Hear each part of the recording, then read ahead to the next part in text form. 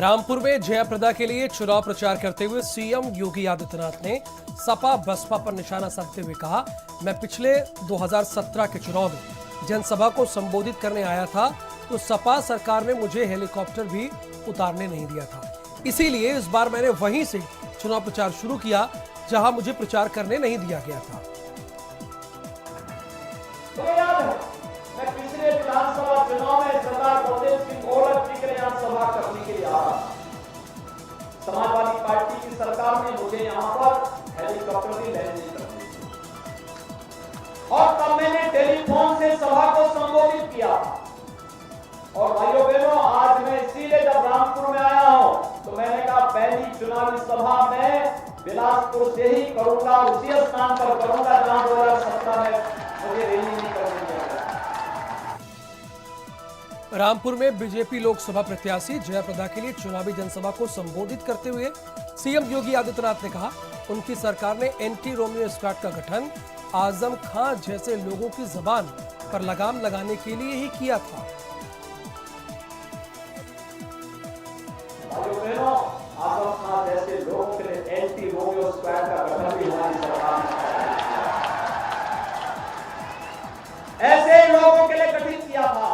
ऐसे लोगों की बदजवानी पर लगाम लगाने के लिए एंटी रोमियो स्क्वाड का गठन हमने किया था। और मैं फिर कहता हूं, आज बहन बेटियां प्रदेश के अंदर पहले से ज्यादा सुरक्षित। रामपुर में जयाप्रदा के लिए चुनावी जनसभा को संबोधित करते हुए सीएम योगी आदित्यनाथ ने कहा, बीजेपी की तरफ से चुनाव लड़ रही जयाप्रदा को आपको भारी मतों से जिताना पड़ेगा। भारतीय जनता पार्टी के प्रत्याशी बहन जयाप्रदा जी को कम से कम 50,000 से वोटों की बढ़त अकेली बिलासपुर विधानसभा सीट को लेना होगा। ये संकल्प लेने के लिए तो मैं आपके बीच में आया हूं। रामपुर में चुनावी जनसभा को संबोधित करते हुए सीएम योगी आदित्यनाथ ने कहा, बीजेपी सरकार ने आयुष्मान योजना के तहत गरीब जनता का 5 लाख तक इलाज मुफ्त में हो पाए, इसलिए इस योजना को लॉन्च किया।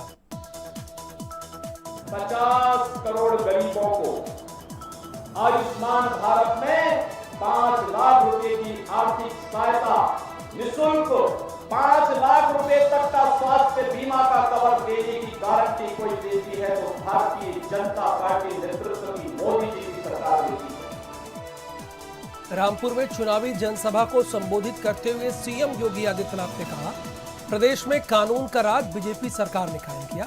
बीजेपी सरकार में अपराधियों की जगह या तो जेल में है या तो राम के पास जाने वाले शमशान में है। हम लोग हर कीमत पर प्रदेश के हर नागरिक को सुरक्षा प्रदान करेंगे, लेकिन ये भी तय है, गरीबों को जाड़ने वाला, दलितों को जाड़ने वाला, पिछड़ों को जाड़ने वाला, कमजोर और व्यापारियों को लूटने वाला व्यक्ति या तो जेल में होगा या राम नाम सत्य है कि यात्रा से निकल रहा होगा। उसके लिए दूसरी कोई जगह नहीं होगी। प्रधानमंत्री मोदी ने गुजरात में चुनावी जनसभा को संबोधित किया। पीएम मोदी ने गुजराती में जनता से बात की।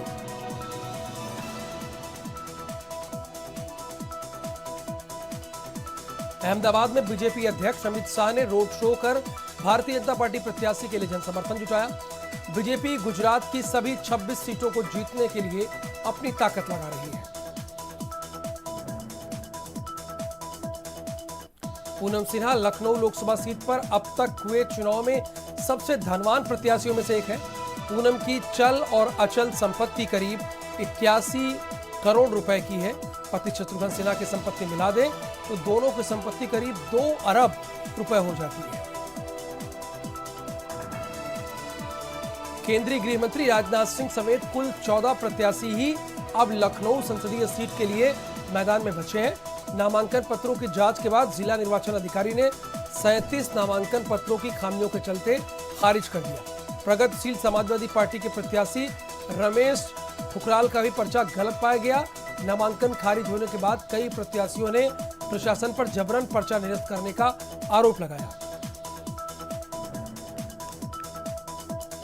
रामपुर में चुनावी जनसभा को संबोधित करते हुए आजम खां ने प्रधानमंत्री मोदी पर निशाना साधते हुए कहा, मोदी जी सफाई अभियान की झाड़ू आपके हाथ में देना चाहते हैं और मैं आपके बच्चों के हाथ में कलम देना चाहता हूं, ऐसा आजम खान ने कहा है।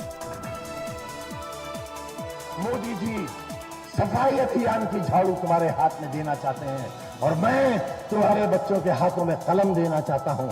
यह है मेरा गुना। रामपुर में आजम खान ने चुनावी जनसभा को संबोधित करते हुए कहा, जो लोग मुसलमानों को गद्दार कहते हैं, असल में देश के गद्दार वो लोग हैं। तुम लोग डर के मत रहना, जितना ये देश बाकी सबका है उतना ही तुम्हारा है। जमीन हमारी है, आसमान हमारा है।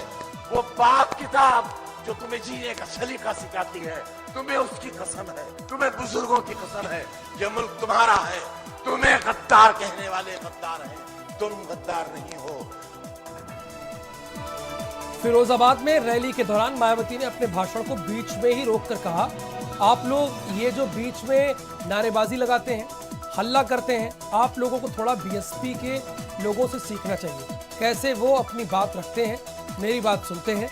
समाजवादी पार्टी के लोगों को भी बहुत कुछ सीखने की जरूरत है। आप लोग ये जो बीच में जो नारेबाजी लगाते हैं,